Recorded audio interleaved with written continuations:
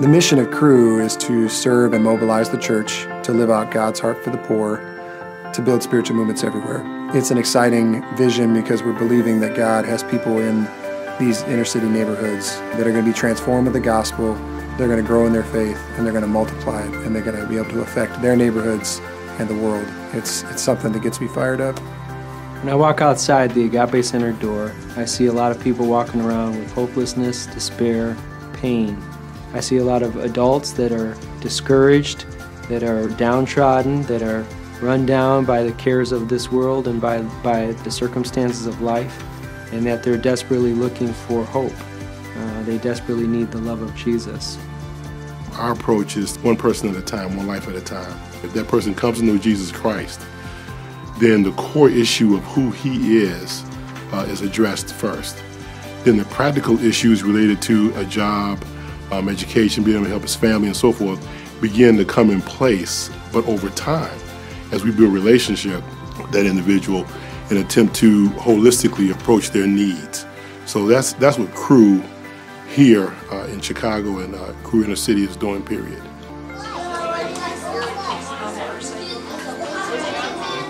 The Agape Community Center is owned by Cru. It's a community center in the Roseland neighborhood on the far south side of Chicago. We do a lot of programming for kids, but also programming for teens and for adults. We run an after-school program here called Say Yes. We minister to high school boys here using a basketball ministry. It's a great vehicle to be able to journey with kids over a long period of time. And there's an adult Bible study that's been meeting here for a long time called Turning Point that helps men and women that are overcoming substance abuse and homelessness. And it's been exciting over the years that we've been here to see lives change, to see men and women come back after being here as young kids and them sharing about how their involvement at the Agape Center has changed their lives or set them on a positive course. I know Miss Massey and Miss Linda since I was a kid, and they impacted me by being a great positive role model, constantly always showing the love of Jesus and his light and not being afraid. They always, express that to us. I feel like many kids need someone to call on, someone that they could depend on, and I know sometimes it seems like it should be their parent, but sometimes kids can't talk to their parents, or even if they do, they still need someone outside of the parent to come and comfort the child and just help them. The Agape Center is like a safe haven in the neighborhood. It lets people or children or whoever needs help to come here and get help. No one church or one ministry can reach a city as large as Chicago. It really takes churches to come together, to network together, to reach the communities for Christ. And so what we do is we come alongside churches and provide them with compassionate products such as boxes of love, homeless care kits, Easter bags, and power packs to help them reach their communities, to provide hope to children and adults in broken communities. And then, of course, we also provide trainings to help those churches develop the individuals once they do come to Christ. The Agape Center has been such a blessing, not only to my ministry, but to myself personally. Being an urban pastor is very difficult. There's a lot of needs, there's a lot of stress.